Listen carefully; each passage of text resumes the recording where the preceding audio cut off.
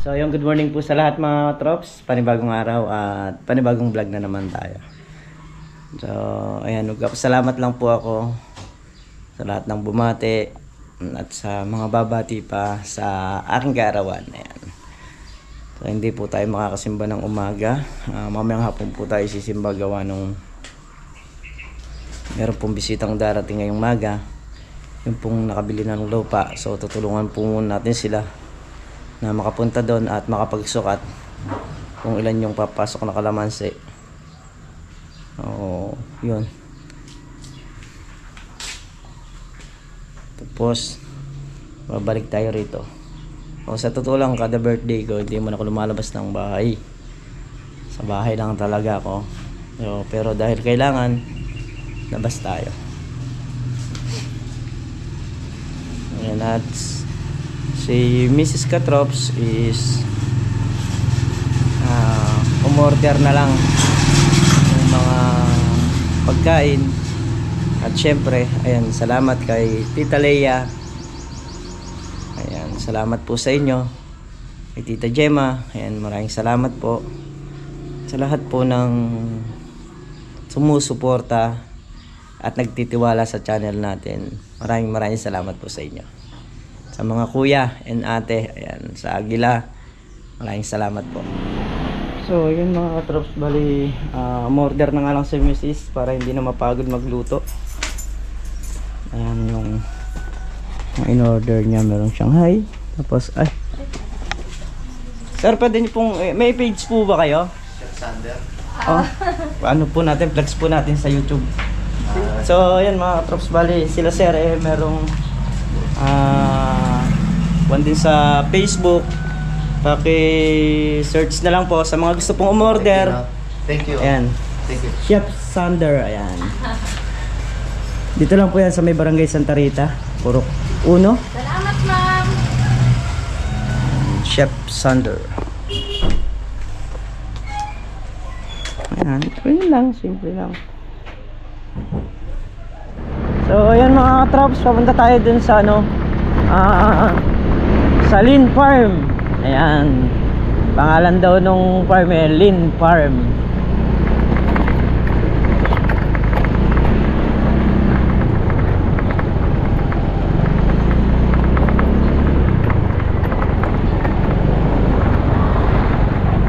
So yung asawa ni sir, pangalan din Lin, kaya Lin Farm yung naging pangalan niya. Papunta tayo doon dahil may kausap tayong tao na mag-i-stable kahapon. Pinakausap ko kay Kuya Rodel. So ngayon titingnan natin kung naka-stable o na-stable ba. At yung magsusuro, patitingnan din natin kung paano yung maganda yung process doon sa lupa. So kailangan isang bagsak lang lahat bago tayo tumanim. Hindi lang tayo nakapagdala ng metro mga katrops para nabilang natin kung ilan yung kalamansi na papasok.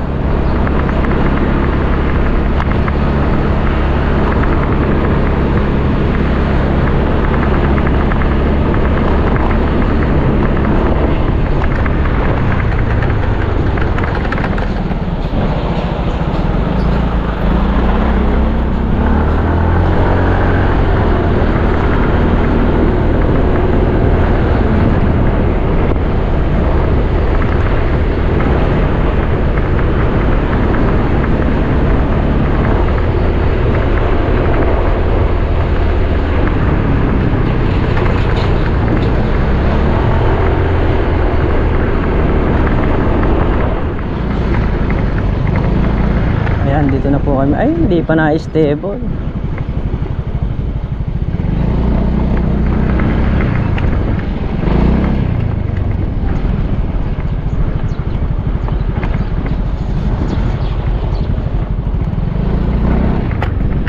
Wala pa.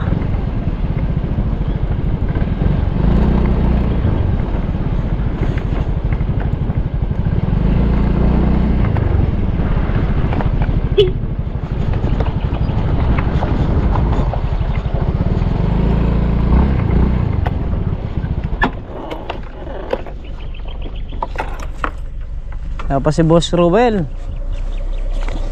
Hindi pa na-stable yung lupa. Opo, nakakam pa kaya. Ayan pa. So ayan mga katrops, bali ito na yung mag-i-stable. Ngayon pa lang, hindi naharap kahapon. Kaya hindi inabutan nila sir na naka-stable na eh. Pero at least nakita nila nandito na yung makina, stable na.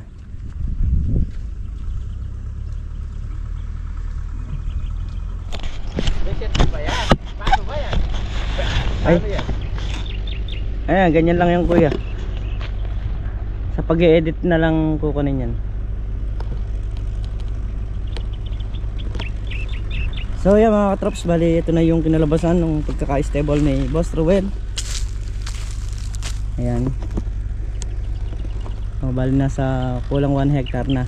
Pero pati yung nandun, stable niya para lumabas na lahat at makita na kung ano yung site ng lupa nang sa ganun. Siyempre iba yung malinis siyang kantingnan, saka sila sir nandito rin, kaya pinaganito natin. Saka yung mga muhon na dapat hanapin is madali na lang lakarin.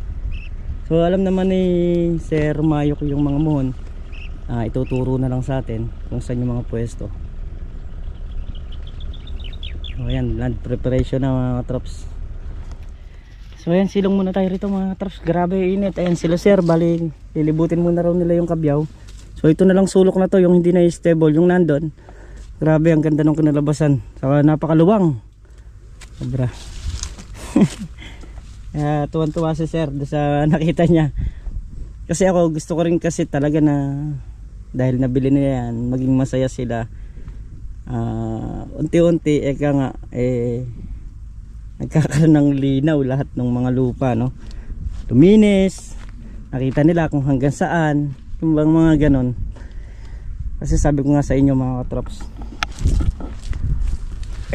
naman tayo, lagi ko nga po sasabihin na yung perang kinita nila hindi din naman basta-basta, talagang pinaghirapan nila. Kaya matutuwa ka nga kung kagaya niya nakakapagpundar. Kasi hindi naman hindi naman masarap ang buhay ng nasa ibang bansa, sa totoo lang. At pare-parehas din naman namin alam yun. Ang kinakain mo rito sa Pilipinas, halos di mo naman din makakain sa ibang bansa. Gawa nung doon masarap dahil mataas ang value ng pera o malaki kita. Pero ano rin, malayo ka naman sa pamilya. Yung iba hindi naman kasama yung mga pamilya, gaya nila sir. Ayan sila sir, sila mag-asawa nandito, tapos yung mga anak nila nasa ibang bansa. So mas pinili ni sir na bumalik sa pagiging farmer, yung mga ganon, makapagtanim. Kasi nga naman iba talaga yung Pilipinas. Siyempre hindi natin ipagpapalit ang Pilipinas. Ito yung pinagisna na natin. Grabe lang ang init mga katrops. Inaaya ko yung operator na kumain muna kami. Tatapusin lang daw niya yung kapiraso ron, tapos ayan, kakain na kami. Ayan, bali hanggang dito nga pala yung lupa ni sir. Layo, oh. Nakapag ganun kasi siya, tapos gumanon. So balak palang magtayo ng maliit na pispan ni sir. Dibangan niya siguro. Ayan, kaya pwede.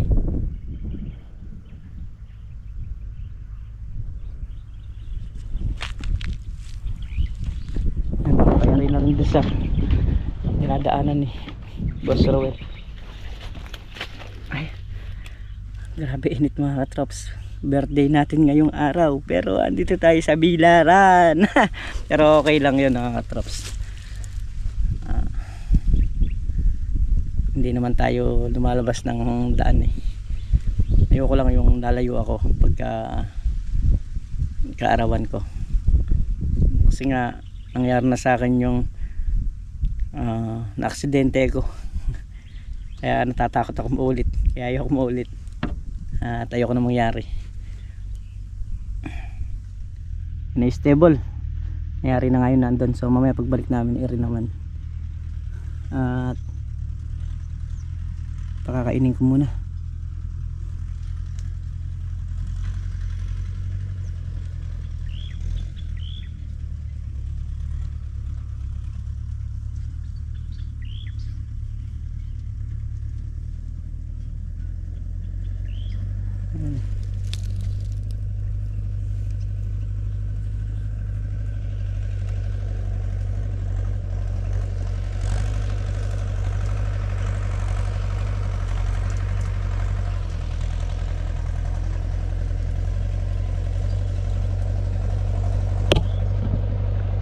Ayun na si Boss Ruel.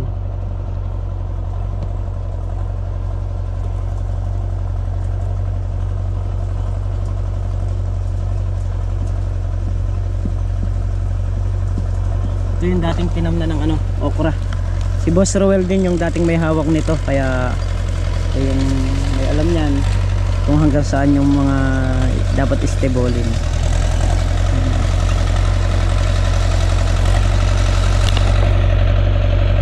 So ayan mga trops, time check tayo, 1:30 ng tanghali ng hapon. Ayan, at binalikan na nga yung ni Boss Ruel yung ano, istebolin, gawa nung yun nga, kumain muna tapos nagpahinga ng konti, gawa nung talagang terkang araw, sobrang init na. At eto na nga, tinitira na yung ano, istebulin. Ayan, ayan, tayo nakasilong tayo sa mangga.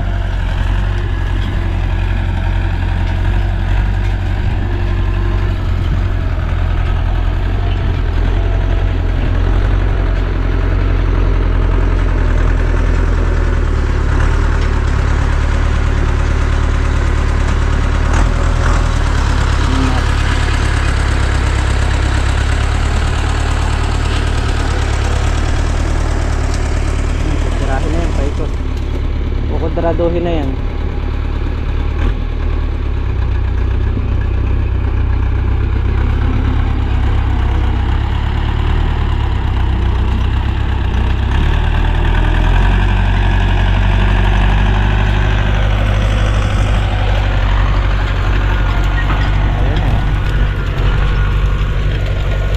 Ganda na ng lupa.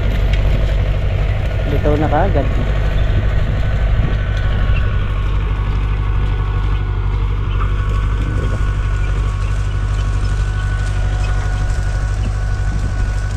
So sila sir, nakasalubong na natin dyan. So hintayin na lang natin pabalik.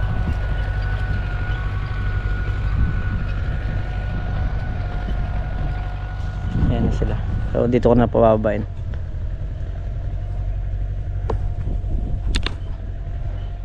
So yun mga traps, at nangyari na nga yung istebulin. So sa may part na to magpapahukay ng pispan si sir para maitambak doon sa may mga baba. No? So ayan sila sir, papasadaan muna raw niya sa itaas para makita niya yung lubang at makita niya yung ganda talaga ng kanyang lote. Ayan, tuwan-tuwa si sir nung makita niya yung ano eh. Sabi nga, di ba, iba yung naka-stable talaga na titingnan mo siya. Malinis, so alam mo lahat yung sukat. So, napakaluwang. Ayan, di ba mga traps. Init ng ating motor eh. Palalamigin lang natin ng konti. Tapos uwi na tayo.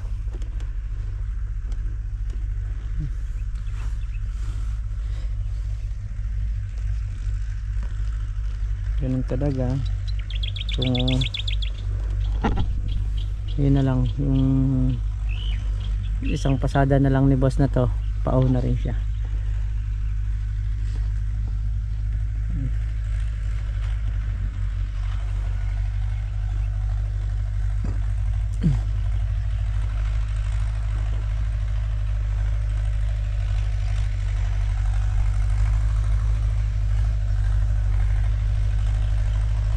Yung si Boss Ruel.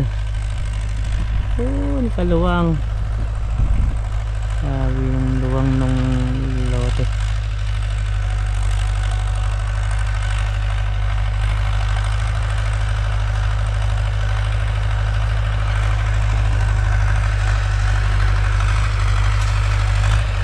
Ano?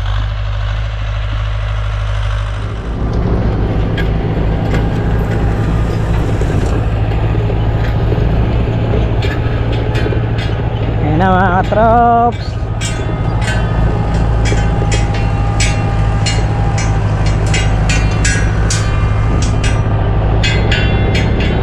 Pauwi na. Pauwi na rin tayo. Ito na.